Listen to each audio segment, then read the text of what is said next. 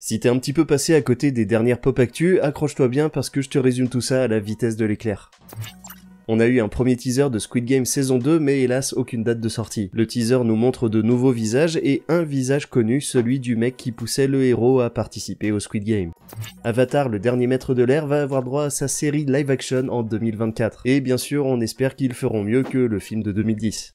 On a enfin eu une bande-annonce de la série live action de One Piece, et personnellement je suis pas fan du rendu, j'ai du mal à retrouver l'identité de l'animé. Après je suis pas un fan de One Piece, donc si vous l'êtes, j'aimerais bien avoir votre ressenti.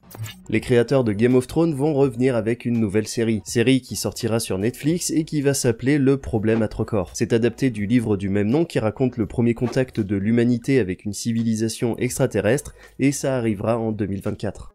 Linda Hamilton, aka Sarah Connor, sera au casting de la 5e et ultime saison de Stranger Things, et ça c'est cool, en espérant qu'elle aura un rôle bien badass. En tout cas c'est un bel ajout pour finir la série en beauté. Hideo Kojima a déclaré être impliqué à tous les niveaux dans le développement du film Death Stranding. Et oui, il va bel et bien y avoir un film Death Stranding, donc on a hâte d'avoir plus d'informations.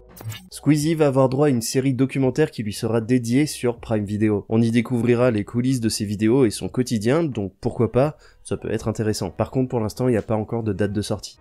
Alors on a eu l'occasion de voir plusieurs bandes annonces. Déjà Kraven, un film dédié aux méchants de Spider-Man, ça a l'air plutôt cool, mais je me disais la même chose de Morbius, donc méfiance. Ensuite, Hypnotic, un film de Robert Rodriguez avec Ben Affleck, l'histoire d'un détective dont la fille a disparu et de criminels qui hypnotisent des gens pour qu'ils commettent des crimes. Ça a l'air plutôt cool et j'espère que ça va aider à nous faire oublier son dernier film. Puis enfin, la bande-annonce de La Main qui sort en juillet m'a fait une bonne impression. Une histoire de jeunes qui se connectent à des esprits avec une main chelou. Ça a l'air classique mais efficace et parfois il en faut pas plus.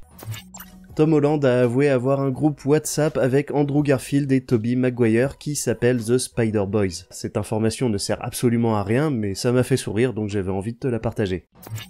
Allez, sur ce, je te laisse liker, partager et t'abonner si c'est pas déjà fait. Merci infiniment pour ton soutien et surtout prends bien soin de toi.